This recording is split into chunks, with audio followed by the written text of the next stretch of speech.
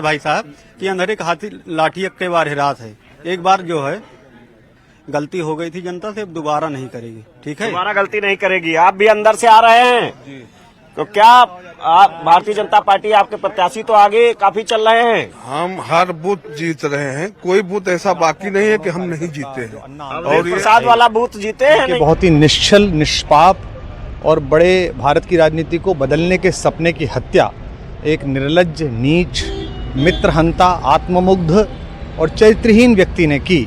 उसके प्रति तो क्या संवेदना, दिल्ली को उससे मुक्ति मिली। और मैं ये जानता हूँ कि अब जो आम आदमी पार्टी में लोग बच गए थे सत्ता के लोभ में, लालच में, पदों के लिए, उस पैसे के चक्कर में, वे सब भी अब वापस जाएंगे, लौटेंगे, कुछ अपने व्यवसायों में लौटेंगे, कुछ पार्टियों में चले जाएंगे। और पतन यहाँ से प्रारंभ हुआ है उन लोगों का। मेरे लिए कोई प्रसन्नता का और दुख का विषय नहीं है, मैं बीच में खड़ा हूँ। प्रसन्नता इस बात की है कि करोड़ों लोगों ने आशा लगाई थी, करोड़ों लोगों ने, लोग अपनी नौकरियां छोड़ के आए थे, व्यवसाय छोड़ के आए थे, दुश्मनियां ली थी लोगों ने। उन सब की हत्या एक आत्ममुग्ध आदमी ने, एक चरित्रहीन आदमी ने अपनी निजी महत्वाकांक्षाओं की पूर्ति के लिए की। उसको दंड मिला, ईश्वरीय विधान से दंड मिला। प्रसन्नता इस बात की भी है कि न्याय हुआ। आज जब कहना नहीं चाहिए, लेकिन आज टीवी पर जब जंगपुरा का निर्णय आया और सामने दिखाई दिया कि मनीष हार गया, तो सदा तटस्थ रहने वाली और राजनीति से विरत रहने वाली मेरी पत्नी जो है, उसकी आंख में आंसू आ गए, वो रोने लगी। क्योंकि उसी से उसने कहा था कि अभी तो है ताकत, और उसने कहा था भैया ताकत सदा तो नहीं रहती। तो ये अहंकार आशा करता हूँ अगले लोग नहीं करेंगे, जो बाकी दल है वो नहीं करेंगे, इससे सबक लेंगे। और दिल्ली के नागरिकों को मैं अच्छे शासन के लिए बधाई देता हूँ। अब भारतीय जनता पार्टी अपने नेतृत्व में सरकार बनाकर दिल्ली के जो दुख थे पिछले 10 वर्ष के, उन्हें दूर करे।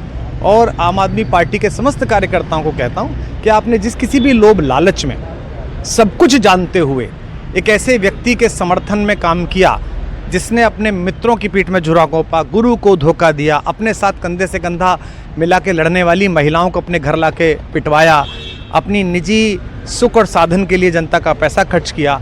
अब उससे आशा लगानी छोड़ें, अब बाहर निकलें, अपना अपना जीवन देखें। मुझे राघवेंद्र सरकार राम की कृपा मिली, जिनका ये घर है, जिनकी कृपा से मैं यहाँ खड़ा हूँ। मुझ पर कृष्ण कृपा हुई कि मैं इस निर्लज्ज सर्कस से बाहर आ सका। मैं उन सब से भी अच्छे भविष्य की कामना करता हूँ कि वो कोई गंदगी ना फैलाएं कहीं भी, वो लौट जाएं अपने शिविरों में। जिस तरह माधव को, कृष्ण को दूत देखकर भी भरी सभा में अट्टहास करने वाला दुर्योधन जो ये कहता था सुचिग्रम नैव दास्यामि बिना युद्धे न केशवः, बिना युद्ध के 5 गांव भी नहीं दूंगा, आज वो अपनी सीटों के लिए तरस रहा है।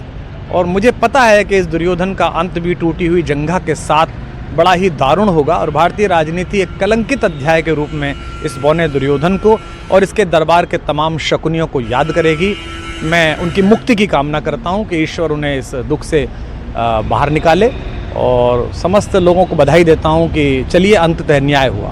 सर, बात करें दिल्ली के चुनाव या यूपी के उपचुनाव मिल्कीपुर को लेकर, चुनाव आयोग पर तमाम तरह के आरोप लगाए जा रहे हैं। अखिलेश यादव ने कल कहा कि वहाँ उपचुनाव में मिल्कीपुर, ये राजनीतिक विषय है, इस पर मैं राजनीतिक कार्यकर्ता नहीं हूँ, तो इस पर मेरी टिप्पणी शोभनीय नहीं है। वो आपस में सब जाने। लेकिन दिल्ली के चुनावों को लेकर एक मिश्रित प्रतिक्रिया है।